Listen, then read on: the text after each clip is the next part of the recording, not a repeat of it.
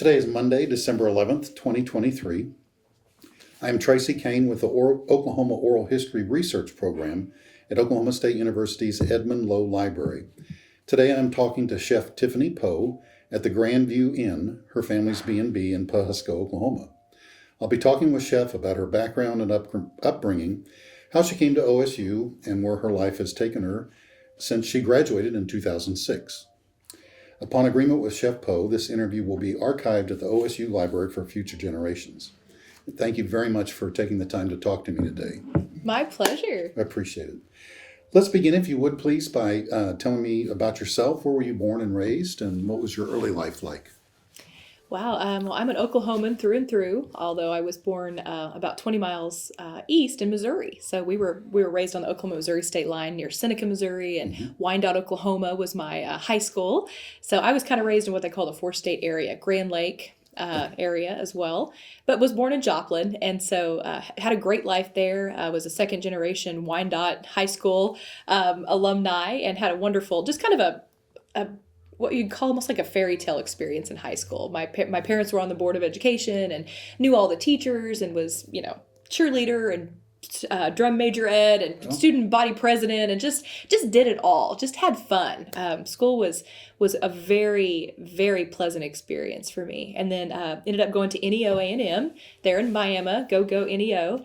So got a biology degree that I still to this day don't use, but loved biology and was very competitive in science fair. And so naturally thought, when you go to a little high school, you're like, you're going to be a teacher, a doctor, or the third option, right? So I ended up pursuing biology, but while I was in college, there, junior college, got a job at a local restaurant, and the chef was from New York. And so I kind of happened into this position and ended up falling in love with food. I'd always kind of been a secret foodie, but nothing super professional had ever come across my path. And he's the one who encouraged me to leave Oklahoma and go to school in New York. And that's kind of how my culinary career started, was kind of an accident. I walked in and needed a job, and 2 years later, I was his sous chef and ended up going to college in New York. And so along the way, met a local young man that had gone through the same kind of schooling, and we got married, and then I went off to culinary school. So that all happened back in 2000, which seems like a million years ago. Wow. Well, you covered quite a bit there. Yeah. Growing up with your parents so involved with school, sometimes that's a curse and a blessing, right?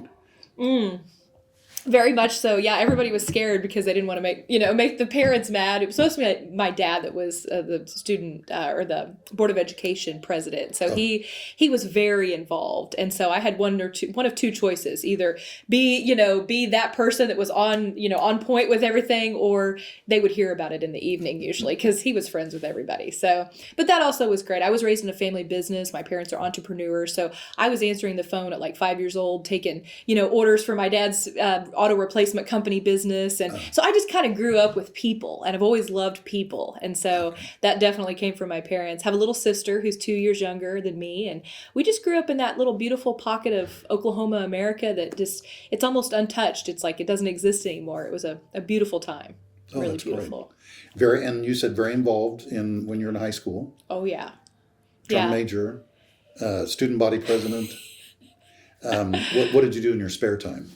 Well, I've always loved music. I've always loved crafts. I collected insects. I'm kind of one of those weird Renaissance, people that I love it all. So everything excites me. Anything that's colorful and fun, I've always been attracted to. Food was a big part of my life. My grandmothers were great cooks. Okay. And so we grew up with very, very specific family dinners every week. Like, they were consistent and rhythmic, and holidays were always a big deal. My mom was a good cook, but my dad was kind of the one who was creative and a little flamboyant with cooking. He would go somewhere for business and come back and make bananas Foster, because he'd been to New Orleans, or he'd make something. And our weekly father-daughter date, father-daughter date was to a little Chinese restaurant that these don't even exist anymore. You ordered off the menu, and these beautiful plates of Mandarin-style Chinese food would come to the table, and most of them were like on fire. They had like this grand ability to, present their food. And that was our Friday night weekly date. So growing up, I was always just heavily invested in with our father-daughter time, but also that food memory of going to that little Peking restaurant every week. I think it seared something profound for food in my life. So yeah, I still remember what I ordered, the triple Mandarin crown volcano, right? What is that? But it had 3 different kinds of shrimp and meat and, steak in there. And then it would come to the table on fire. So I was destined to be a chef. I didn't even know it. Hence the volcano, obviously. There you was go. On fire. And where was this? I'm sorry. This was in Joplin, Missouri. So, in Joplin. Yeah, when you're raised in the little 4-state area, Joplin's your hub. And so we went to Wyandotte High School, but we did all of our shopping and entertainment and everything in Joplin because it was only about 10 minutes away. Oh, okay. Yeah. Okay. So you went off to NEO in Miami and biology degree there. Yes. You said you went to work for a chef that was from New York. Was that in Joplin or in Miami? That was actually in Miami. So I was very competitive in science fair throughout high school with all the other fun stuff. But that was like my intellectual, hit was science fair. I loved the competition of it and everything. So that was a great fit because I'd gotten some scholarships. But I needed a job, right? I wanted some extra spending money. Mm-hmm. And in Miami, Oklahoma, there's, fast food, but there was a brand new casino that had just opened. And this casino had a nice sit-down fine dining restaurant. So I thought, you know what? They pay pretty well. Let's go apply. So I did. And the first thing they did was give me a test. Like, what is FIFO? What is mascarpone cheese? It's kind of a foodie test. And I just filled it out because I'm a foodie. Why not? Well, the chef came out and he's like, this is all correct. I'm like, yeah, okay. And he said, I know you're applying to be a server because you're in the kitchen with me tonight. I was like, no. Like, I wanted tips and chef was not on the radar for me at that point. I wanted to make money. Right. He said, well, take it or leave it. So I took it, went back there, was the only female in the kitchen. And after 3 hours of like knives and fire and cussing and craziness, it was like, can I come back? Like, this is crazy and awesome at the same time. So that was kind of how my culinary career started, was kind of accidental. Oh, be darned. Yeah. So. You graduated, you found the love of your life there, and you went from there to the Culinary Institute of America? I did. Yeah, my mentor there at the casino, he took a liking to me and mentored me and taught me everything he had learned in 20 years of being a chef. He actually was from New York and had come back here to take care of his in-laws, and that's how he ended up at the casino. So he said, well, if you go anywhere, he said, you've got to go to the CIA. And I'm like, what does the Central Intelligence Agency have to do with food? And he's like, no. So he helped me understand the whole culinary world. And he said, I always wanted to go, but he said I could never get my parents to support it. So I had to work my way up for 20 years in the industry. And he said, if I could do it over again, I would go. And so he introduced me to, it's the oldest culinary school in America. It was founded after World War II. It was a GI training center founded by 2 women there in the Hudson Valley of New York. And I checked it out and I saw the campus online and I was like, wow, this is amazing, but it's super expensive. How am I going to do this? Ended up applying, got some scholarships. He wrote me a recommendation letter. And then 9 months after my husband and I were married, I shipped off to New York. So flew in and spent 2 years there in the Hudson Valley. And it was quite an awakening for an Oklahoma girl. I was just going to ask, was that kind of a culture shock, or since, you were kind of in a pocket by Grand Lake and Joplin and that sort of thing, and this is in the Hudson River Valley, isn't the CIA in an old monastery? Is that right? It is. So very beautiful historical building, but right. So you're kind of in you're not in New York City. You're right. away. So maybe that part wasn't so much of a culture shock. Mm-hmm. But were you exposed to a lot broader experience of people than you had been at NEO, for example? Oh, absolutely. And it was, it's in a part of the world that just feels like isolated from the rest of, you think of New York and everybody thinks of the city. Well, it's about an hour and a half north of the city in the Hudson Valley off of the river, and an old monastery, which is beautiful. So had kind of that spiritual vibe going on, with the college, except rather than, worshiping a deity, we were worshiping food. Innately, right? Yeah. And so that's what I think was shocking to me as a Midwesterner. I had tasted food, and food had been a big part of my life, but it had been a very specific type of regional cuisine. So going to culinary school in New York, everything was adorned. So where we would hold food here, they would hold food here, both monetarily, quality, all the facets that you could level up something, they did. And so being exposed to everything from, sushi to international cuisine to African cuisine to classical escoffier cooking techniques, it was all there. And it was like 2 years of just being soaked like a tea bag in all things gastronomy. And it was quite an experience. Farmers markets, I'd really never seen that here in the Midwest as much. More prolific now, but not 20 years ago. And so getting to work in wineries, just everything food that you can imagine was present in the Hudson Valley. Not just with the school, but in the actual area as well. I'll be darned. Yeah. Do they have different restaurants there that the public can come to? They do. So one of the flagships of the Culinary Institute is they were the first culinary school in the U.S., but they also set the bar so high that I don't think anyone's been able to mimic it ever. So they have 5 restaurants on the campus. So not only is the program there, but then there's all these high-rated restaurants that the students run. So that's their last exit before they graduate is they have to run all these different restaurant concepts. So there's an American regional cuisine. There's a healthy concept. When I was there, we opened the Colavita Center for Italian Food and Wine from the Colavita Olive Oil Company had sponsored that. There was a restaurant called Escoffier, which is now Bocuse, so named after Paul Bocuse. It was all French classical cuisine. What else? Just every facet of, major world cuisine that's been honored was there. And then, of course, the Hudson Valley itself, Rhinebeck, and you're only an hour from the city, so you could always get a job and take the train down, or just all kinds of very vibrant, lively food culture in that area. So you can get as much experience as you want. Did you have to work a rotation among the different restaurants, or did you pick one? Well, I kind of had an affinity for the Colavita Center, so that it opened during my first semester there, and somehow I found my way into volunteering and got to help cut the ribbon during our ceremony, and then innately by that volunteer opportunity became an employee there. So not only was I going to school full time, I worked also as an employee and picked up extra shifts, for extra money there, and ended up working at the Colavita Center for 2 years. And so it was quite fun. It was a rotational, traditional Tuscan style, multi-course Italian experience. So just absolutely amazing. Beautiful architecture, gardens outside. You go harvest your, herbs in the morning, and kind of picturesque and, just quite lovely. Quite lovely. And you worked there for the 2 years that you were at the Institute? I did. I worked in admissions and worked at the Colavita Center, and just loved people and got to get some extra experience than what was being offered even in the full-time program by volunteering and meeting people and all that good stuff.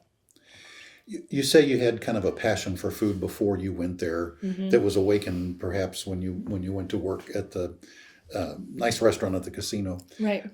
How do you maintain that passion? It's a lot of work. It's hard work. And I mean, it's got to be something that's very draining. How do you maintain the passion for that? That's a good question, because I think when you find that passion and you hone in on it, it doesn't feel like work at all. Like, I don't really feel like I've ever probably worked a day in my life because of that, finding that passion so early on. My sister and I used to play restaurant when we were little in our backyard.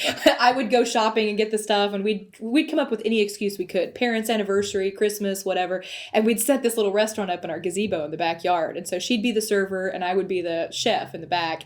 So we were always just playing restaurant, So it kind of was a natural fit because, why work when you can play, right? So it feels like work, but most chefs don't stay in that pocket of, especially if you're stimulated to continue with your education and you really like to develop people as well as the food side, you end up moving up pretty quickly through the ranks. So you're not directly cooking every day, even though some chefs would prefer that. Unfortunately, the further up the food chain you get, the less you have to or get to cook every day. So, and I think the food, the color, the texture, the smells, the excitement, there's a natural kind of adrenaline hit, which can be quite addictive, because there's so many things going on at once. So most chefs are extremely ADD and extremely, just impatient by nature. So they like that instant gratification. So if you're a high creative, high, kind of energy person, the kitchen's a natural place for you because there's 55 things going on at once. And it cannot feel like work. It can very much feel like a a crossword puzzle exercise where you're just like, how do I find all the missing pieces and get them plugged in, and how can I do that as fast as possible? So it almost becomes a game. So That's a great analogy. yeah. What did you do after you graduated from the CIA? I had developed a really strong relationship with the school while I was there. Served as student body president there at the CIA as well. And during that time, was very heavily involved in admissions because I had had such a great admissions experience that I actually worked part-time in the admissions office as well, talking to new students, getting to know them, finding the right people to bring to the school, and then helping mentor them while they were students at the culinary. So they changed presidents at the university while I was there at the college at the time. And so I had developed this like kind of a love just for the whole family, professors and chefs and students and all of it. So when I was leaving, I didn't really have this like job goal or offer. I actually wanted to come back and maybe do food science or something. I didn't really know. Well, the college approached me and asked me if I would be willing to work for them for maybe a couple months or a year and go travel around and recruit for the school and go out and be like a national demonstrator. So they created a position for me called, it was a national culinary demonstrator. And I worked with this university and traveled all over the Midwest and visited high schools and other colleges. So anybody that would be a potential student for the CIA, I went out and demonstrated and talked to them and kind of recruited them. So it was a fun position. I got to travel all over the country and was kind of like an ambassador for the college, and got to know all kinds of educators and people, visited like 500 schools. And so that was my first job, was working for them, because I'd had such a great time, but I didn't want to stay for my bachelor degree. I had already had a lot of credits from my other degree. And so they wanted me to stay for the bachelor's, but I just, at the time, it didn't feel right. But what did feel right was to go out and kind of evangelize, and share with other students about the school. So that's what I terrific. did. Kind of a cross between a college recruiter and a demonstration, not like at Sam's, but something. Yeah. Well, and that's what kind of sparked a little bit of my teaching and idea for food media and presentation and that kind of stuff. It was kind of stirred up in that season because I was interacting with so many different folks, from teachers to even donors. So we had a huge network of 30,000 alumni. So a lot of them were successful chefs all over the country, and they would host me as well as the place that I was recruiting. So it started this big bloom of networking that I've always cherished, but and enjoyed, for the most part. That started from that experience. So alumni, donors, all those things. It kind of learned that whole world that would benefit me, in seasons to come. But that's kind of when it started to come together. It was that season. Oh, that's terrific. Yeah. But how did you come back to Oklahoma State to go back to school? That's a great question. So while I was recruiting all over the country, a chef from Bartlesville, just down the road, had me come and recruit at his school. Well, he had other intentions up his sleeve because he had just built a new facility. Tri-County Technology Center was up and coming with their culinary program. He was from... He's an American who lived in France, who trained quite a few different places, and had started teaching in this little school, in Bartlesville. And he said, I want you to come and do a demonstration for my school. Well, the same day he had me come, he also had interviews set up for me with his superintendent and his other people. He wanted me to come teach there. He'd been looking for another teacher. Well, I had, since leaving the school, had enrolled in University of Arkansas. I was going to get my food science degree. Seemed like a natural fit, right? Biology, culinary, let's get a food science degree. So I had a full ride to go to U of A in Fayetteville and pursue their food science. So I had no intentions of teaching. I was like, no, I'm done in a few months with this job, starting school in August. It's going to be great. And I walked into his kitchen, and it was just this gorgeous brand new facility, like cameras and big demonstration. And I just drank the Kool-Aid. Like, we interviewed that day, they offered me a job. So rather than going back to school and all these promises, we got this for you, we'll pay for your bachelor degree. Like, they had it all planned out. So I left that day with a job in teaching at Oklahoma Career Tech, and didn't really plan on it at all, and was like, all right, well, I guess this is what it is. He said, we want you to share your passion with our students. Like, that's what we want. We want your energy and all that stuff, and we'll take care of you. So I started teaching that next semester, and wow. Yeah, that's how it happened. Kind of crazy. and that was in Bartlesville? That was in Bartlesville. Yeah. Okay. Tri-County Tech. They're in Bartlesville. All right. And you started teaching, but you were actually going to school as well? I had intended to go to University of Arkansas, but when they offered me the job, it was just one of those like, I can't turn this down, Okay. right? And so with that, I kind of changed and decided rather than food science, I would pursue education, because I've always loved education. Always thought I would eventually end up there. It was a little sooner than I had anticipated, but the natural progression for a teacher who has a provisional 1 certificate through the Career Technology Education platform, if you come in with an associate degree, they naturally put you in a system that's a partnership with Oklahoma State and the Oklahoma Career Tech headquarters there in Stillwater. They hook you up with the professors in the College of Education, and they take in your career experience, your other degrees, your technical certifications, and they blend that all together in a beautiful pool of what we call adult and career education, which is still live and well today in college education. And they find a pathway for you to complete that within a year and a half. Oh, that's terrific. And so there's funding and scholarships. It's a great experience. The teachers are all the professors are all former educators in career tech. Wonderful experience. Just takes your ability to share your technical skills and heightens them to a level that is just world renowned. I mean, world class. So that's how I spent my spare time. After teaching full time, I would stay after sometimes and take the old school concurrent long distance classes where they'd pipe it in through the old TVs. And this was before online education. Right. And had a couple babies along the way and just finished up my bachelor degree and at OSU. And so I didn't have a traditional experience where you would go on the campus and all that. Got to have that later. But in my bachelor, my undergrad, did that all through distance. And I think I went on campus about 4 or 5 times. But it was wonderful. I still have such precious relationships with those professors. And some of them have retired now. But just love the College of Education. So proud of that degree. And it has served me well as a platform for everything else I've done since then. So, I'll be darned. Yeah. That's terrific. So how long were you then with Bartlesville School?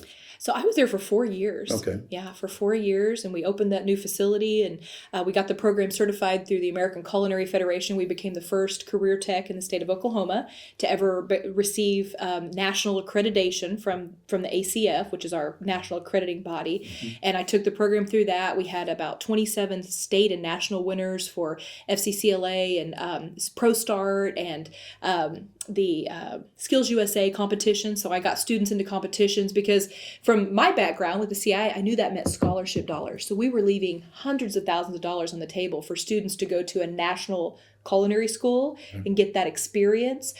We were leaving it on the table here because we weren't offering those competitions. So I started them up and met with Career Tech and said, we got to do this. We got to make it happen. So I started the Skills USA competition for culinary, which is still going strong today. Started that 20 years ago and then helped kind of set up a foundation for the educators in Oklahoma. So we started an organization to support each other. And so many good memories with Career Tech. It's probably the only educational outlet I would ever return to after tasting all the others, just because, it's you measure everything. Everything's measured and it's such a practical, functional, wonderful educational model, probably the best in the world, in my opinion, for giving students exactly what they need to function in life. And it's just, cannot say enough about Oklahoma Career Tech. Just a great organization. Oh, that's super. Excuse me. Sounds like you helped a lot of students progress in their life. That's great. Oh, yeah. And I keep in touch with them still to this day. I have students who are dear friends that I mentored when they were 16, 17. Of course, I was only like 22. But now we're in the same life stages. And I still talk to them to this day. So many good students come through there. So many. Oh, yeah.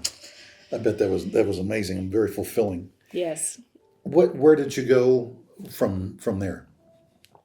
So I had baby number 2 and there was a lot of transitioning happening at the school itself. And my mentor was leaving to go to the university level. He went to OSU and I was just they had offered me the position to take his job. And I just wasn't, I don't know what it was. I just needed a break, right? I just needed a little time off, a little pause, and they had a world-class 3-star daycare facility there at the school. So I got to bring my little ones with me every day. And it was kind of perfect, right? But I was commuting an hour and a half. We were still living, my husband and I had a farm in the Grand Lake area. So I was commuting quite a bit. I was just tired of being on the road.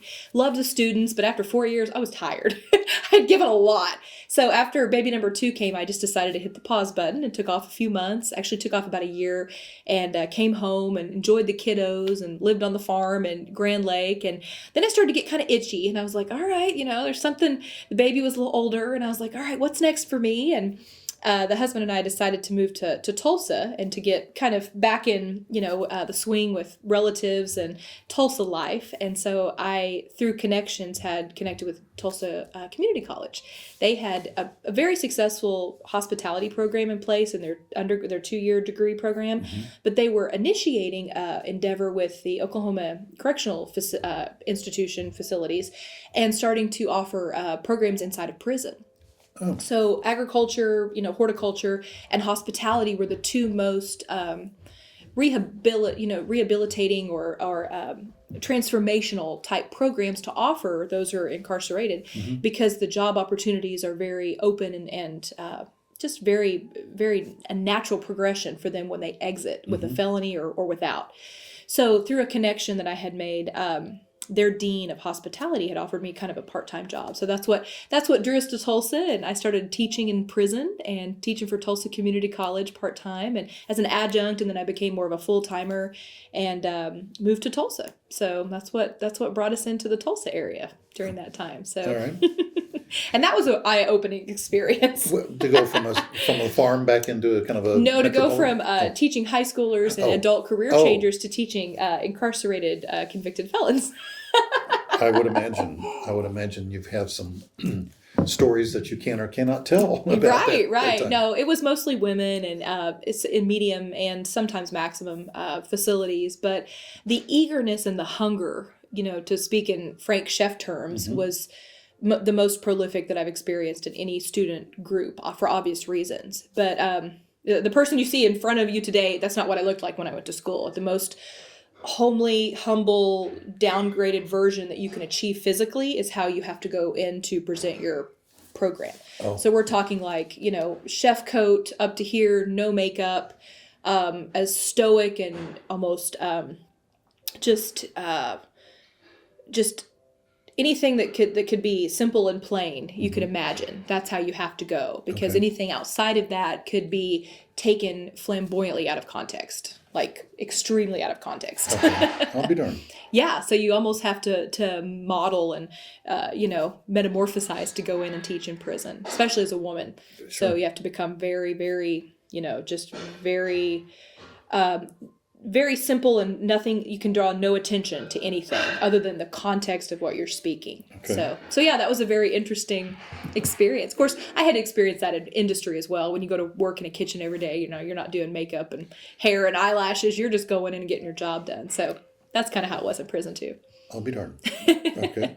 And how long were you involved with that program? So that was 2009. I started teaching for Tulsa Community College, and that program continued. I taught with them for 8 years, but it was only in a part-time capacity. So in 2010, another opportunity through my network had presented itself to open a private culinary school in Tulsa. So Tulsa has always been blessed with graduates from OSU Foodies, which is just down the road a little ways. They've had an outstanding culinary program for decades, and so that's always been the feeder to chefs in the regional market for culinary arts.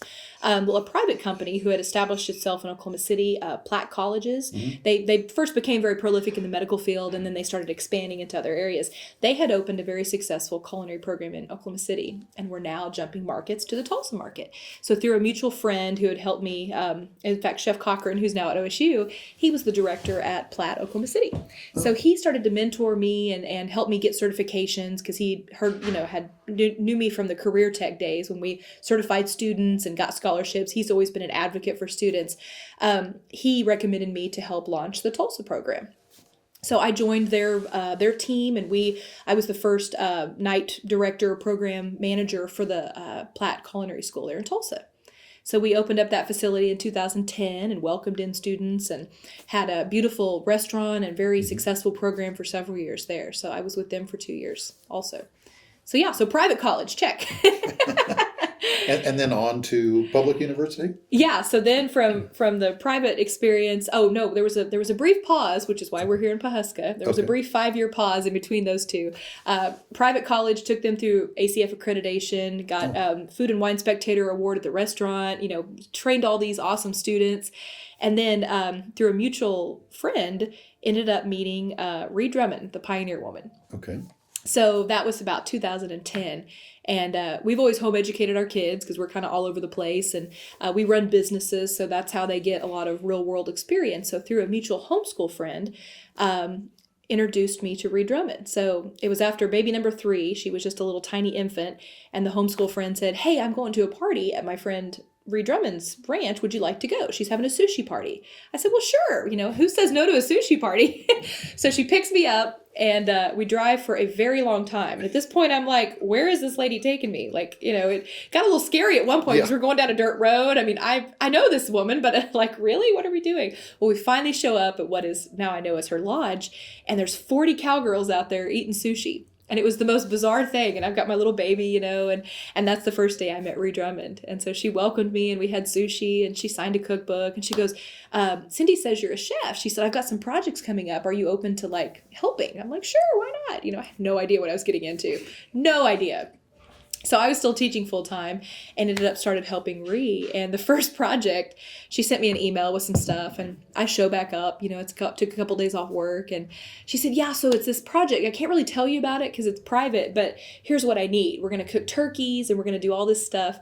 And I show up and it's the Bobby Flay Throwdown. Oh, gosh. So it's me and all these New York producers and stuff. And they said, who's Ree's food stylist? And she raises my hand for me. And I'm like, hi. So that was my first day food styling. Just kind of happened. And I'm sitting here scratching my head oh, now I know why you wanted me to buy 20 turkeys, right? So anyway, so my students and I were her culinary production team in the background for the Bobby Flay Throwdown that she shot, where Trisha Yearwood was the judge. And she, of course, her and Bobby battled it out with her friends. And that was her debut to Food Network in 2010. Okay. So I was in the back on that food show, managing turkey, swapping out stuff, just doing what I do, but had no idea that it would build a platform and context for becoming her culinary, person, her culinary director for 5 years after that. So slowly I transitioned from teaching full time and all my students. And she said, hey, I could really use somebody like you on my team. And at the time, the team was a few this and few of that. It wasn't what it is today. But that's how it started. So her Food Network show came out after that. And I worked on that, filmed 150 episodes with her and helped her with cookbook work. And so we shot 4 cookbooks together and just a tremendous time. And that's how we ended up moving here. Was I saw this home that we're here at today after filming a block of her Food Network show. Some of the crew had stayed here and we had a wrap party here. It's a wrap, we had a party. And I was walking through the house. I'm like, this is a cool old house. I love history and antiques and everything. And I thought this would be really cool. If I had to come up here a lot, I might see this as a business or something. Well, a couple weeks later, I was talking to Rhea while we were cooking, and I said, what's with that old house in town? And she lit up. She said, it's for sale. You should buy it. I was like, no. I'm very happy in Tulsa. I don't mind driving up here, but I like having my Vietnamese food, just right down the road. And she said, no, really, you should talk to this lady. And she shoves her number across the table.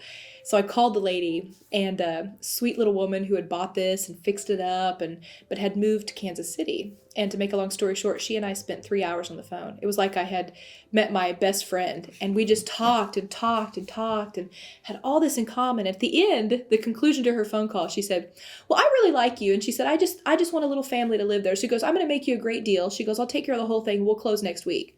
Oh, what? Whoa. So I hang up on the phone, and I told my husband, I said, I may or may not have accidentally bought a old house in Pawhuska. And of course, he knows how crazy I am. So he's like, okay, let's do it. So that's how it started. So we did. We closed it was actually a couple of months later, but ended up moving in here. And then we were shooting about 5 or 6 times a year. So we hosted the crew here and opened it up 2 weeks after moving in as a business. And so we would stay on the 3rd floor, which is a beautiful old dance floor, turned it into kind of an apartment. And we only had little bitties then. And that's how it started. And that was 12 years ago. Wow. Right. So you just never know. And we've worked on it. We brought it back to life. It's 100 years old this year. Oh, how cool. So my husband, and then once we were finished with the film crew hosting, we opened it up as a traditional bed and breakfast. So now we've hosted folks from all over the world and every continent and, just people traveling back and forth to places, Route 66, Pioneer Woman, Osage, Nation, Tallgrass Prairie Reserve, just... have just hosted good folks from all over the world now. Oh, I bet. I bet. But you answered a lot of questions or went a lot of places I was going to ask you about. What would be a couple of the things about shooting a television show about food Right. that no one would ever know about by watching on Saturday morning or whenever you might be watching Food Network? Right. It's kind of funny to be a part of it because it happens in such different, stages than what you see at the final product. Mm-hmm. But it has to be able to shoot it that way, right? So there's a lot of swaps. Every recipe that you see has probably been shot or like photographed or prepared 5 to 6 times. Like you might have, the same recipe, but you'd have to portion it out 5 different times because you might have a mess up, you might have a different, order that something goes in and then the whole thing you have to start over, or you have the lighting wasn't quite right or something, something might have happened and then you have to have the next stage ready. So as a food stylist, the best preparation I ever had was to be, obviously the chef side of it, because you're always having to think through and work fast. So food styling is that, but much more fussy. So everything has to look the same. And sorry if can you hear that? That's fine. Okay. Everything has to look the same. Everything has to be aesthetically pristine. And then once the talent or the person on the camera is done with their live action shot, hand models will come in, because it's a very long day. We would work 18-hour days, right? Oh, gosh. So you might get started at 6 a.m., you'd have your shoot ready to go, boom, boom, boom, and then it would change, and then you'd have to go here, and we're going out in the field now because lads working cattle, and so things change quickly. But once the talent has, shot everything she or he can shoot, then you have the extras come in, and then the crew might work another session after that to get all the shots right? Oh. So we can wrap that recipe. So it's very it's exciting, it's exhausting, it's fun, it's by far much harder work than anything I ever experienced in the hospitality world. Right. Yeah, it's the film industry and the food media world. It's the hardest, I think, side of the industry because of the hours and everything. So, but it's good. It's very rewarding, and you meet a lot of great people. And our film crew was from the UK, so we had a lot of British friends here staying with us, and yeah, really good time. Really, when you're on, you're on. You might work 3 weeks at a time, 18-hour days, 6 days a week, and then it's over, and then you go to something else. So very different than your traditional 9-to-5er, kind of thing. But I was grateful to live here because it allowed me to keep a consistent, rhythm with the family and keep everybody kind of in the same flow, but nonetheless, extremely hard work. They've consolidated a lot now, which is good. But during those first couple years, it's a lot. And of course I had to cook we weren't set up yet like the lodge is now. Now there's a spare, kitchen in the back, and they've really expanded. I used to cook in the boot room on a camp stove for the first 4 seasons of the show. Such a funny thing now, because I have all these former students that work for Ree now, and I've trained them all, in my programs, and now they're her food stylists and her assistants, and they have this big, beautiful kitchen and all these, toys and stuff, and I'm like, back in the day. I sound like that person. I'm like, I cooked quietly on a cook stove because you could hear what I was cooking in the back on the actual set. There was no retainer wall between us. It was just a little partition. Uh-huh. So I had to cook silently, getting everything ready for the next piece on a camp stove in the boot room. Yeah. So that's how it all started. Humble beginnings. Kind of like going to school uphill both ways in the snow, right? Right. It kind of felt like that now, seeing what they have. I'm like, you kids. Yeah. I've also seen pictures of when Julia Child was doing her television show, and there were 6 people back behind the counter handing her things as she went through. Absolutely. Yeah, it's kind of like that. There's people different. Yeah, there's 50 people present that you never see. That's right. That's right. You helped write a cookbook, or you said you participated with the cookbooks. Mm-hmm. Is that a lot of photo shoots as well, and preparing the same thing over and over? And what's the process like? I mean, does someone come up with a concept for what the theme should be, and then you go from there, or do you build a cookbook around 10 recipes, or I have no idea. Right. It's quite a process. Her first cookbook was a compilation of everything that had done really well on her website. Okay. And so she featured, all of her go-to bedrock, recipes. So that was a natural. And her friend Cindy, who introduced me to her, her homeschool friend, they both shot it together. Like it was very organic, and Ree's a phenomenal food photographer, self-trained food photographer. So she shot all of her own shots, everything. And so that's kind of how our relationship started. Was Cindy was like, Ree needs some help with this cookbook. She's doing all of it herself. Like she, one woman wonder. So the first time we worked together, I had lined out 8 recipes, because that's what a chef does. Mm-hmm. She thinks, okay, how can we do as much as possible?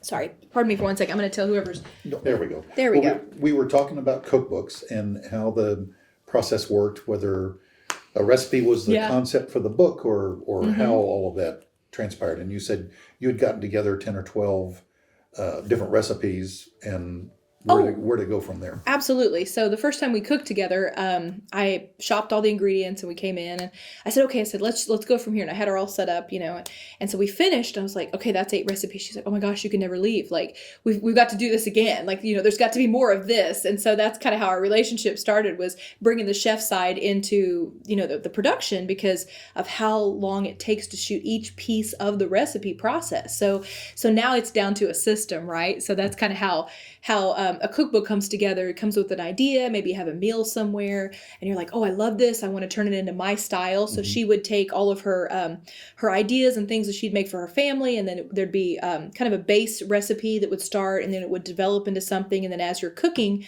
you taste it and you may change something a little bit. And then all that's documented. And then each step of the process, because her cookbooks are step-by-step tutorials, which are, part of the beauty of it, because she's essentially teaching you how to cook.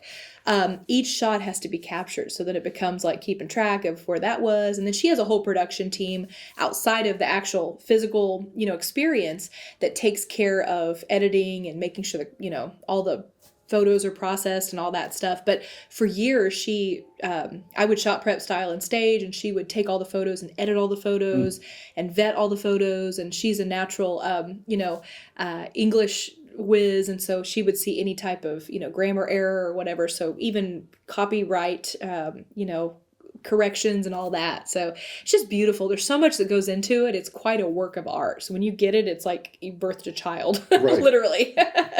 But yeah, fun process. How many different turkeys would you have to cook to get that perfect? It amazes me, since we just came past the holiday. I see, look at the picture and I go, yeah, mine doesn't come out that way. Right. Yeah. Some of it depends what it's for. If it's for print, where you're just, somebody's like another photographer's coming in to do it, like let's say Country Woman magazine cover, you might paint the turkey and leave it raw, so there's no caving in. Just paint it with, what's that stuff called? Liquid smoke. So then you just have a painted turkey that looks beautiful, and you decorate it, and you've never cooked it. So that's like a little food styling trick. But if you are going to eat it, which is 90% of the food we created for Ree and her family, you just have a couple different ones, and you pick the one that's the best. And, it's fun, but you got to have a lot of ovens. Yeah. And not just a cook stove back in the back. Mm-hmm. Exactly. You've been in Pawhuska since 2010, is that what you said? 2012. 12. Yeah. 2012. Have there been a lot of changes here in town since that time? Oh, absolutely. Everything kind of has its transition. Pawhuska used to be called the Paris of the Midwest. There was a Tiffany and Company jeweler here. There was a Rolls-Royce dealership. The first one west of the Mississippi was here in Pawhuska. Wow. So now with this movie coming out, there's all this kind of generation of all the history and beautiful things, and so there's some really good people here. I mean, some of the kindest, most, incredible people you'll ever meet live here in Pawhuska. And so because the town has so much history, there's so much to just to experience. So people come here from all over the place. And we've watched the town just kind of recreate itself. You have to, after seasons of economic, maybe people going to Ponca City and Bartlesville for years, developing companies there, and Pawhuska maybe got a little bit left behind. Now there's been this rebirth, right, where folks are coming back and investing in places where they grew up, or there's new, livelihood. And of course, Rhea has added to a ton of that. But also I've seen a rebirth of the tribe and what they're doing here and their investment. And so as a business owner and not being from here, it's been really beautiful to watch, because you see people taking pride in, something maybe they didn't care a couple years ago, and now all of a sudden it's like, yeah, let's all, a rising tide raises all ships. That's what we've seen happen here in this town. So it's been beautiful. And then that attracts other people, Right. You find other folks. I've got 2 friends that moved here from random places like Nebraska and from Missouri. And they're like, we just like it. It feels like small town. It feels like home. It feels like little small town America. So That's pretty great. cool. Pretty cool to watch. You personally have a website, Yes. very extensive website from what I Yeah. saw. Tell me about that and the creation of that and what you're doing and that sort of thing. Right. So after 5 years with Ree, I loved everything, but I had finished my master's degree while I was working for her. It was something I'd always wanted to do and was very picky. I didn't want just a master's degree. I wanted something that was exciting and fun to learn. So I got mine out of Australia. It was Le Cordon Bleu partnered with a university in Adelaide, which is on the West Coast, and it was a gastronomic tourism master's. So you got a dual degree from both colleges, and the whole study was about tourism and gastronomy and how it affected places, and there was business. It was kind of like a hybrid business, communications, and food media masters. So I loved every moment of it. Just most of it was online, and then I went there at the end, for like an internship. But that all wrapped up in 2015, and a friend of mine called and said, hey, we are doing some cool things at OSU, and we would really like for you to be a part of it. So I came as a Distinguished Chef Series guest in 2014, right after I had baby number 5, and came and did, the whole dinner, which you're familiar with, and interacted with the students. And I'd kind of been out of the kitchen with students in a while. So it was like a treat, a huge treat to be back with them, and took over the kitchens and had fun and just the dinner. And I had been working here as well as had a food truck because I missed having some of my own outlets for food, right? Well, I'm cooking with Food Network stuff, and we're doing, awesome country food and American regional cuisine, but I'm a chef, so I got to have an outlet, right? So I would make breakfast here occasionally, and then my husband and I found an old food truck and renovated it and started doing street food on the weekends with the kids, right? And so what kind of cuisine? I gotta ask. Mediterranean. Okay. So Mediterranean with like Asian flavor profile. So kind of a fusion, fusion model. Anyway, so that was fun, and the kids would help us run it. We would do like Korean barbecue tacos and honey plum soy chicken with fried noodles and just fun stuff we wanted to eat, right? So I featured some of that at the chef event. I did kind of like a tribute to Grandview Inn, to a little bit of what I was doing with Ree and her food, but then also my food truck. And we had such a great time. And the director came to me afterward and he said, I want you to share this energy that you brought this week, because I've been watching you in the classroom. And he said, I really want that for our students. He said, what would you think about joining us here? And I'm like, I'm really happy. Like, no offense, but I've got it pretty good right now, right? I've got a business I get to run. I work for this, incredible woman who I adore personally as well. I said, but I did just finish my master's degree, and I will tell you that I really miss students. So he kind of had a little bit of a hook in my mouth. So I started getting all these calls over the summer from Hong Kong and Taiwan. That he had traveled quite a bit with other universities over the summer. And I kept thinking, who is calling me from these numbers? And he just kept planting seeds and kept planting. He said, what's it going to take? I said, I'll tell you what, I got to have this. He never thought he would say yes, ever. It was like the wish list, right? And I said, and I do also work as a consultant for a USDA grant that I have with OSU for child nutrition for K-12 schools where I train chefs to go in. I said, I'd really like to keep that. I said, so if you can make all that happen, I'll come teach for you. He calls me back, and this time it's Hong Kong or somewhere. He's like, okay. I said, oh yeah, and by the way, I said, I'm getting ready to graduate with my master's, and I have to go to Australia at some point, so I need you to approve that I would get to still go. He goes, okay. He said, let's do it. All right. So it was how do we make this work? And he made it work. So in August 15th, 2015, I started as Chef Poe at OSU. So there we are. And that was on the kind of the precipice of opening the beautiful new, they've renamed the building, so you'll have to help me with it. It's the Nancy Randolph Davis. Randolph, yes. So at the time it was human sciences, and so there had been the transition. So it was HRAD and human sciences, and now it's HTM, who's part of the business college, and then the education and human science and nutrition. What is that college called now? I forgot. It's a hybrid, Yeah, right? I don't remember. It's a exactly. hybrid. So this was before all that transition happened, Yes. and we were building a $30 million facility. So that was part of the transition, was to get to come and remake tailors and to kind of lead the curriculum operations collaboration, which is kind of what I had done at all these other places. And so I just saw it as much as I loved what I was doing, and the allure of all the food media and stuff, I was tired. 18-hour days are hard. And I really missed students. That was ultimately why I said yes. All the other stuff is great, right? Come do this. You can do whatever you want. $30 million facility. But I thought I've always wanted to teach that university student level student, because they're a different breed. They come with such a different acumen for life and experiences, and they digest information differently. And there's a beautiful kind of multifaceted spirit of understanding with a OSU student. They come from good places. They're a very different breed of student. You know that. Oh, hi, 2-year-old. Uno momento. Talking about. Okay. Oh yeah, the type of OSU student. Yes. And so I saw that as like, this is full circle. This is meant to be. So yeah, so I joined in 2012, and that spurred probably what has been in my first 40 years of life the most enjoyable and fulfilling and just heart-clenching joy that I have had. To date was at OSU. Just magical. Absolutely magical. Yeah. What was it like as leader of the program, if you will, to have to invite someone else in 4 times a year to kind of take over your domain, if you will, and your students? Right. It was pleasurable. All of it was super pleasurable. Having been a chef that was invited before I ever came onto it, I kind of had an idea of what it was like and what I would have liked to seen a little differently. And I'm a formulation gal. I like a manual, and I like it to all be laid out and clear.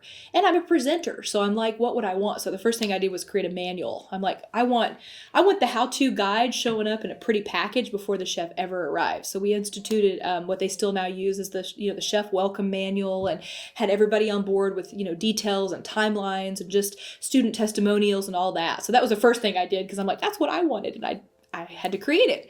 But inviting chefs in is so cool, because not only a lot of the ones that I invited were my buddies, friends that I had in connection over my network. So it was like creating the perfect dinner table and inviting your favorite people to come for dinner, if that makes sense. Like getting to have like your wish list. That's always a question on an interview. Who would you have dinner with if you could? Well, I was doing it, right? And so there became this excitement that the students would get, because I'd build them up before they came. Okay, this chef is coming, and the ones that wanted to work for that chef maybe, or that wanted to connect and mentor with that chef long term, they were the ones who were volunteering to be the leaders, right? And then so there was all this just buzz and excitement, and you could milk that for months in advance. Sure. Right?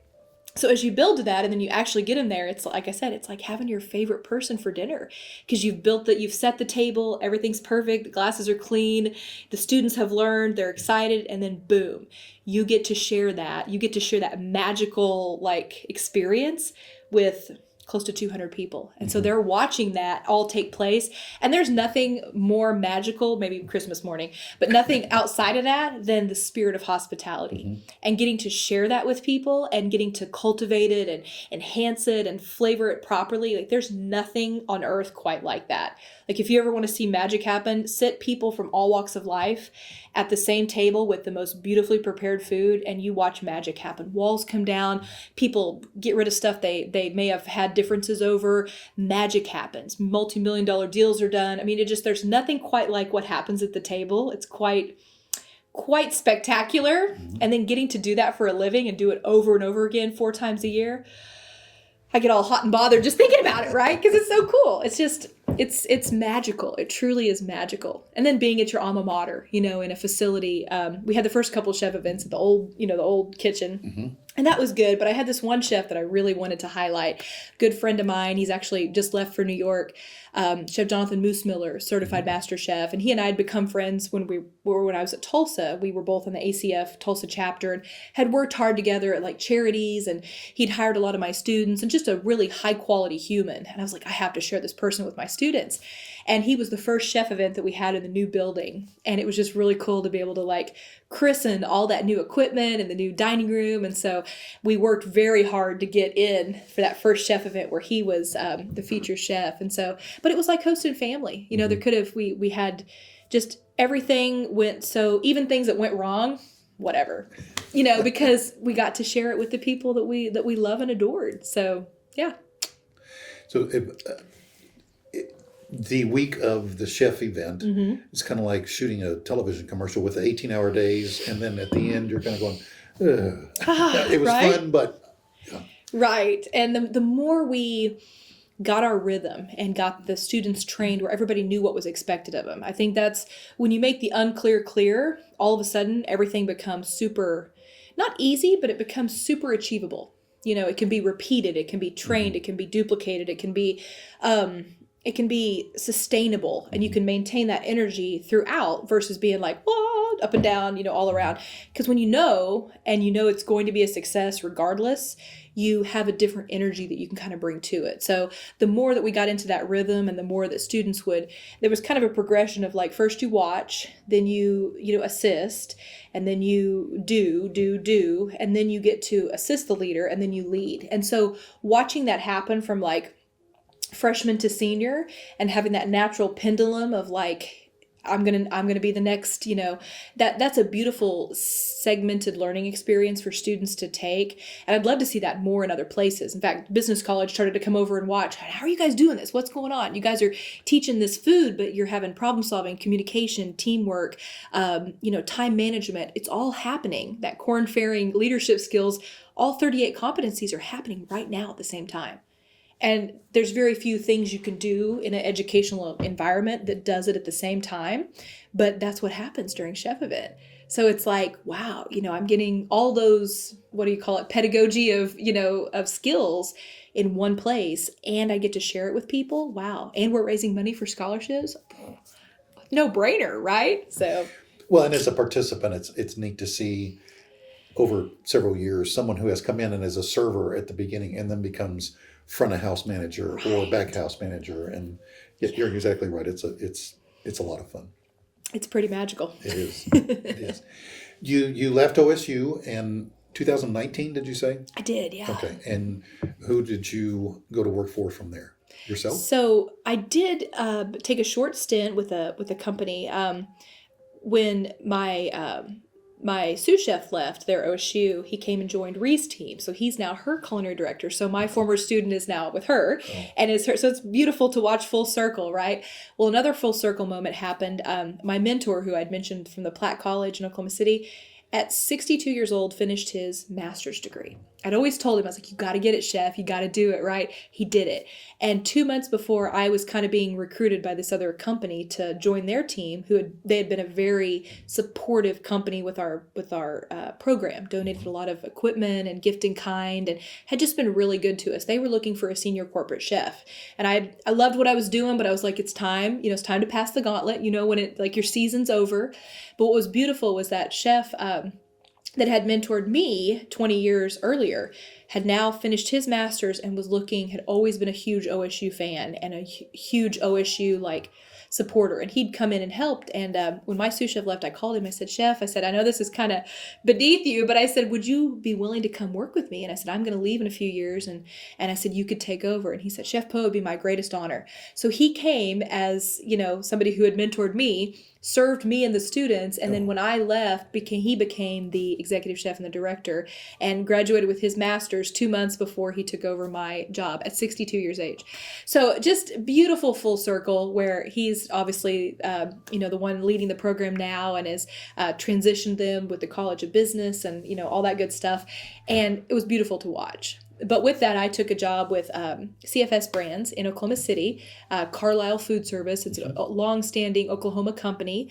They're in the plastics manufacturing business. Well, they had started to expand over the last couple years, and a good friend of mine from the Oklahoma Restaurant Association Board of Directors was with them and kind of recruited me to come and join their team and help them with creating products and ideation and training their sales team to go out and sell these products because I'd been using them in the back of my kitchen for 4 years, right? So it was a natural segue. So I got to go lead their culinary team and lead them, and they had taken on sanitation maintenance and healthcare, and it's just booming company, huge $750 million company all over the world, literally business. And that opened up some cool opportunities to start working nationally and to start working with major QSRs like Chick-fil-A. And we would come up with concepts for big chain restaurants and multi-units and just a whole new world, right? A whole nother facet of our industry.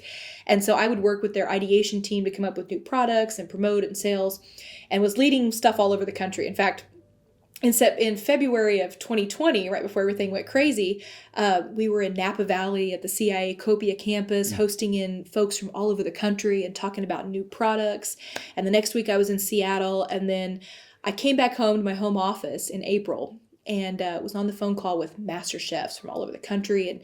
And there was 100 chefs on the call. And my vice president called me while I was on the phone call, queued up, ready to go on the webinar. She said, Tiffany, I'm really sorry, but we lost millions of dollars off our bottom line last month because all the restaurants in the U.S. are closing. She said, we have to let you and your team go.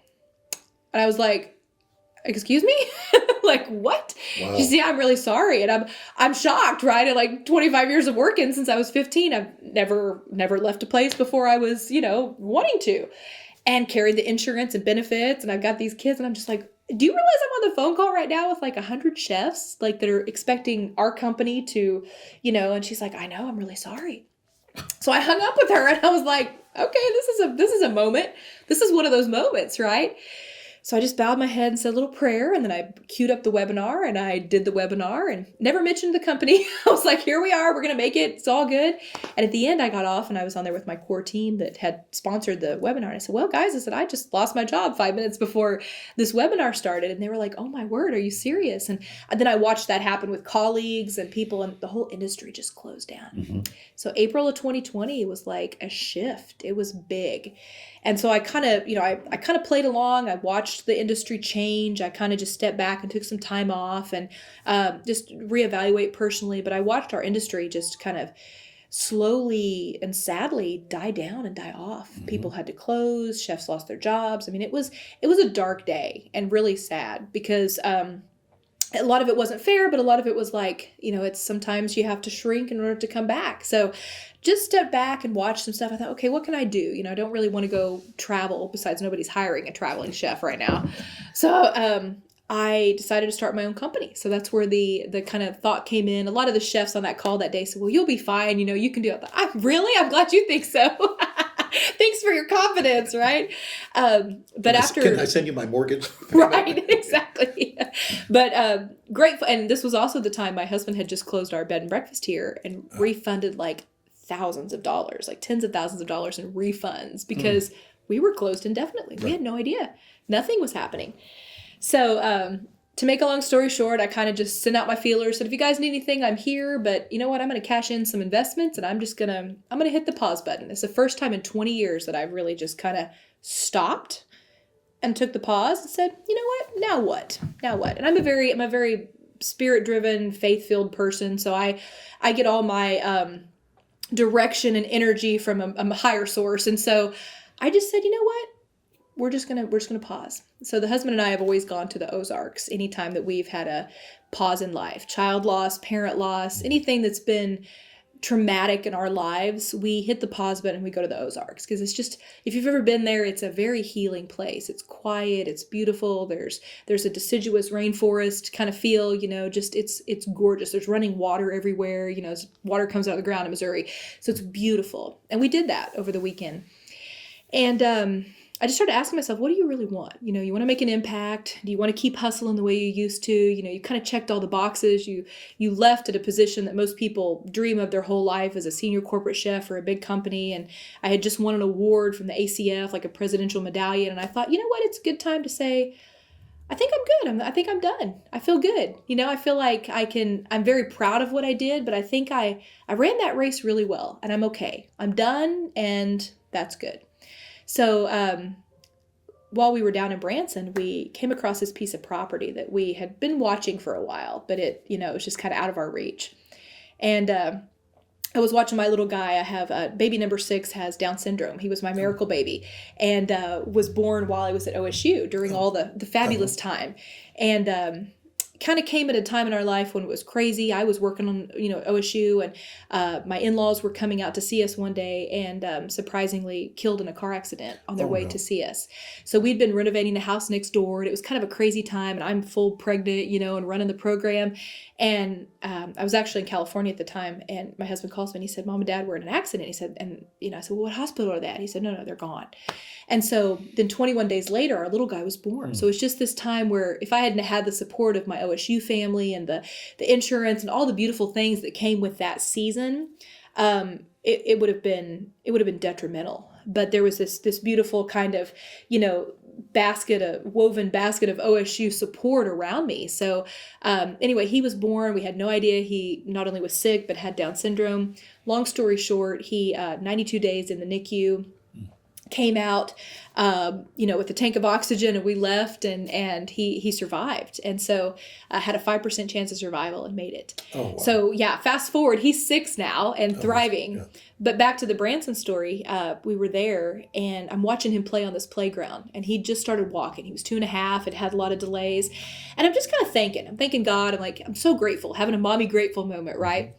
And I get this vision while I'm being grateful of this little, you know, this farm where kids like Israel could play and could, you know, experience animals and maybe food and gardening and stuff. And so during that time, we ended up viewing the property that we had saw with the realtor, and felt like we were supposed to buy it. Of course, we're both unemployed. So we're like, I don't know how this is going to happen, but we felt like it was divinely inspired. So we took the leap. You know, we're faith people. Had no idea. Put an offer in, still unemployed. We go through every possible imaginable financing scenario. Well, you're unemployed. I'm like, yes, I know, absolutely. First time in 25 years. Long story short, we ended up attaining that 175 acres there in the Ozarks, kind of supernaturally, and plan to open it as a special needs and like sensory farm eventually. Oh, terrific. So during COVID, something beautiful came out of what we thought was a really dark time, and what was essentially reality. But that's how life is. You know, you think you're at the last night, you know, the dark night, and then all of a sudden the rainbow comes out, and you're like, here we are. So that's our future. That has been a bit of a transition for us. Having these properties and things has been hard to get rid of, but we're hopeful. You know, things are changing, things are happening here. So as soon as we're finished selling some of these investment properties that we had, we're going to start building our Branson dream. Oh, so terrific. Pretty cool. That is amazing. That's amazing. You were a Golden Pencil Award finalist. Mm-hmm. What is the Golden Pencil Award? So that's an award given by what was formerly the Women's Chefs and Restaurateur Association. They've now dissolved since COVID and have become part of the James Beard Association. Mm-hmm. So James Beard gives out awards to chefs in the industry, right? And then they also give out awards to scholars who have done, you know, things in their academic world. So the James Beard Scholar recognizes folks who've been in education, who have achieved certain things, whether it be with students or personally, and then they recognize that with a Golden Pencil Award. So yeah, a friend of mine had nominated me for that, and was so sweet to recommend me for that. So How cool. One of your iterations, you wrote the Busy Kitchen column for the Tulsa paper. How did that come about, and what did that entail? Well, the same friend that nominated me for that award, another fellow chef who taught at OSU Okmulgee, was and an OSU alumni, recommended me for that award. And during that time, she and I both had little kids, and we were busy, and we were just doing stuff. Naturally, the name. She said, we need an outlet, Tiffany. She said, let's do a column. I'm like, yeah, we need an outlet. Like, we need a hole in our foot, like, come on. But at the time, the Tulsa world was trying to, reinvent themselves in some ways. And so we were able to contribute to a weekly column that was about chefs who are moms, full-time moms too, and coming up with ideas in the kitchen. And so that's kind of how how that whole thing started was a friend of ours at Tulsa World approached us. We didn't want to do it every week individually, so we partnered together. And Valerie Carter and I had so much fun doing that. We just played off each other, and they'd send a photographer out. And so it was the same time I was doing all the busy stuff with Ree. So all of them overlap. All the seasons overlap like a nice little layered cake. So. And part of that was to teach table etiquette to young children. It was that the purpose of the whole thing, or was that just part of one of the... That was one of the articles. It was mostly about, like, you're busy, you have a family. How can you still incorporate food, which is such a natural part of our lives? How can you make that more meaningful in other facets of their life? So nutritionally, organizationally, trying new flavors. I've always kind of had the kids exposed to lots of flavors, taking them to eat Vietnamese food, or, making stuff at home, or having them taste certain things. And so that led to another little business I did for a while that I'd still like to develop in the future, called Little Chef Adventures. I don't know if you came across that in any of my stuff, but it was like a taste training for students to be able to understand what flavors were what, and taste training, and was kind of a subscription model. So would really be better suited for like a Build-A-Bear style, franchise. Uh-huh. So maybe that'll be in the future. Who knows? You have all these things going on. Right. Which brings me to balance. How do you balance, or how do you try to achieve balance in your life, I guess? Your faith, your family, your friends, your career. Mm-hmm. It's a lot to juggle. How do you work on that and hopefully keep all the balls in the air? Right. Well, the balance and the balls are way overrated. I think COVID's taught us that, right? And pre-COVID, I have like BC and AC in my life, before COVID and after COVID. Okay. Partnership would probably be the number one thing I would say. BC, 2020 pre. Marry the right person, right? Have the right goals, as far as like you have to be in alignment. My husband's always been super supportive and has naturally filled in anything that he's an entrepreneur as well. And we just kind of figure out whatever it needs to happen that day happens, right? Because you empower your kids to make good decisions. You bring them on and say, look, we're a family. You have to, they've always helped with our businesses, obviously making noise in the other room. They've always been, you have to, and I think you have to give in places that sometimes you don't realize. Like, you can't follow models of everyone else and achieve your own goals. So like, for instance, we've homeschooled so that we could accommodate traveling different times a year and giving our children that exposure to customers maybe that they would interact with, and having their own projects as well. I used to bring my kiddos to the chef event. So what you didn't see is they were in the back, washing dishes, right? Which good old work ethic, right? So there's stuff like that, but I think partnership is the main thing. And it's like that with everything in life, right? You got to have the right partnership. You got to have the right goals. But I think what AC after COVID taught me is that you can balance all that, and you can be, super organized and have all these systems and procedures and whatever, but that doesn't always work, right? Sometimes you're left like on that conference call where you're like, now what? What the what? What do I do? And so you go back to those things that are really important in your life: your faith, your family, your ability to create resilience, and I think that's been the theme for our lives is, how do you recover from resilience, or from issues that happen? How do you walk through child loss? One of the things I didn't mention, in 2013, I was filming on the Food Network show, and we had always wanted 4 kiddos. That was our goal, right? And you're like, well, how did the 7th thing happen? Well, during that season of life, I went in for my routine ultrasound, and we heard the 4 words that parents should never hear: I'm sorry, but there's no heartbeat. And so we had lost one of our little ones at 36 weeks, and just completely changed everything. Like, we had said 4 and no more. This is it. This is our last child. To like, wow, this wasn't supposed to be the story we wanted to write for our lives. But from that time, and from the loss and the devastation, and you think, where do I go from here? There's always these beautiful, bright moments where you're like, okay, now that it didn't go as planned, what other opportunities are there for looking at it differently? How can I still write this story and still be how can I write still another chapter of my life? And you have to take those pieces and kind of build something new from that. And then, of course, that encourages others, but that all draws from faith. You have to know that there's something brighter, and that God has something for your future that's better than where you currently are. And I think that theme has worked really well with the obstacles and the challenges and the loss and the grief and all those things, it's all part of this tapestry, right? But it never ends at those low moments. You have to take the low moments so that you can go on to become and to grow and to do and to inspire and to keep going, because there's other people that need you to do that. And you need yourself to do it. You can take the other way. I have, feel sorry for yourself and pity and sadness and despair and depression. Those don't get you anywhere. You can indulge in that for a while. And that's pretty prolific in our industry. Anxiety and depression are really huge in the hospitality industry. And so one of the things I do now with my current business is I mentor a lot of folks who are walking through those seasons, and I come alongside of them and I say, I've been there. I lost a grandfather to suicide when I was very young, 13 years old. And so I know the impact of that directly. And there's been times in my life when I wanted to give up, but I come alongside those folks. It could be former students, could be colleagues. And we walk together and we say, what is it about these points that you'd like to move through, but what do you see maybe could be the future if you decided to move through this?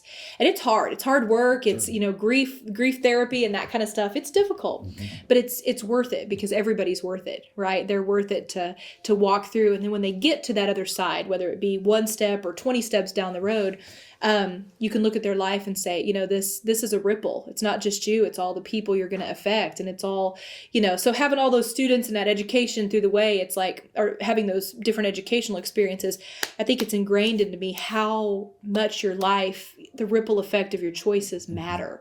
So yeah, you can choose to stay there in that moment, but the ripple effect of that will not be the results you want. And so when you look down the road and you see, how do I want this story to end?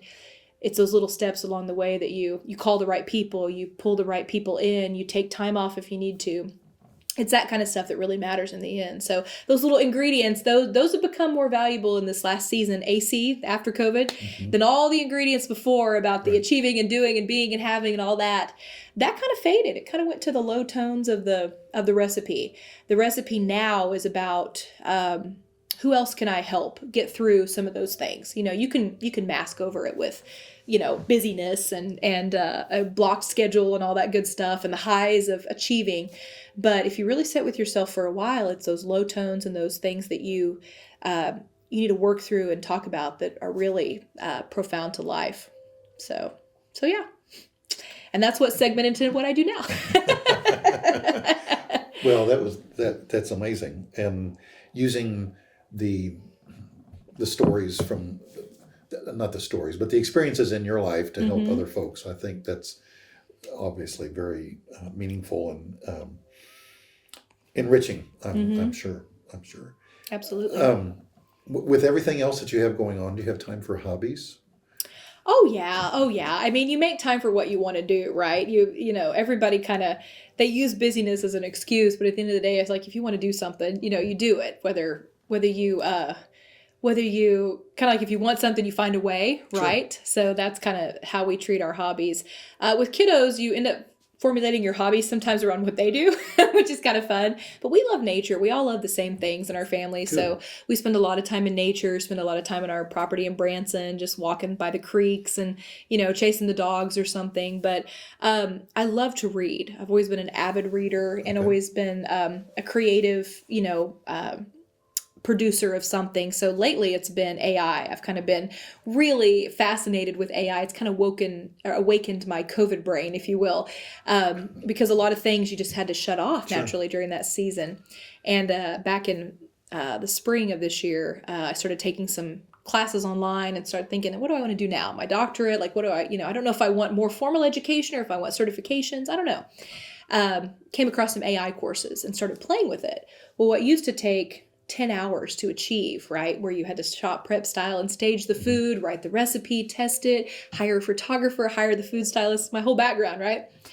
I can literally achieve with the crafting and prompting and engineering of my words into these language models, whatever they are, different versions out there, and then export that into a creative AI model and have the picture that I envisioned in my brain 5 seconds ago. And it's quite fascinating to me, especially as a life coach and somebody now that works with professionals and I run programs and organization stuff.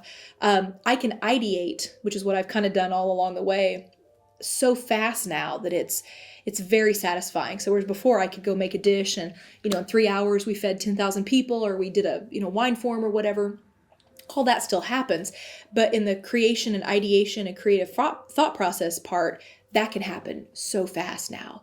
And it's very satisfying as a chef. So I can pull open my phone literally, and through, a language model like ChatGPT, I can create and synthesize any idea that I want to bring to life. And I can do it so fast that it is truly mind-blowing. It truly is. And you can create now the pictures that go with that, conversation. Like I'm working on a proposal and I can say, please create this, and I can adjust it. Whereas in real life, you have to okay, let's switch out the napkin, and let's try it with a blue napkin. I can do that, but all I have to do is tell it. So it's quite fascinating to live in a time frame where things that used to take hours and hundreds of thousands of dollars to achieve, you can literally achieve now with your words. And so I think the future is people who love words and who love communication and education. They will have a much higher, conversation with this futuristic, model of creativity than those who don't enjoy that, because there will be a tactile and a verbal command conversation happening that's quite fascinating. And most chefs are good at that because they can describe their dish, right? I can make this sound really appealing or make it sound really gross. And either way, it's with your words, right? So, but gosh, cool. as an educator, instead of spending hours for an elementary student, elementary teacher to create a bulletin board where a learning center or something can be done so much more quickly. Oh yeah. I just saw yesterday that ChatGPT was the word of the year from Oxford Dictionary or something. It was the most looked up word, I guess, this year. Oh, it's true. I've had a lot of fun on it. So yeah, I bet. Yeah. Well, I thank you so much for your time today. Thank you. I don't know if there's anything that I didn't ask you about that you wanted to include as a part of your story. I know we've gone full circle, right? Yeah.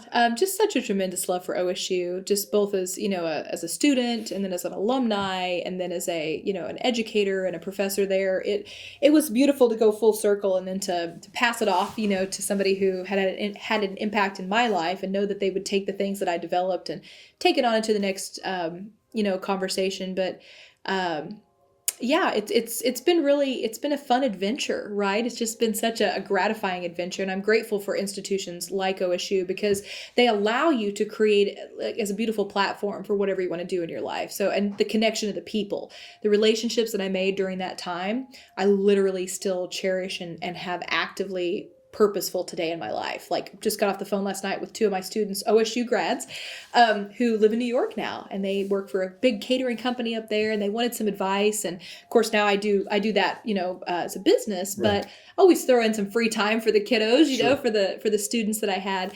And it was beautiful because during that conversation, I just realized how it's the people. It's not all this other stuff, right? It's the people and the lives and it's about them at the end of the day. And I think OSU does that so well, where they bring people together for the right purpose with the right conversations and the right ingredients, if you will, as a chef. And they allow you to then create these recipes for life that are profound. And they have an impact not only all over our state, but all over our country and the world, hopefully. Mm-hmm. So pretty cool to watch and fun to be a part of. So it's terrific. Thank you again for your time. You're so welcome. Have a great day.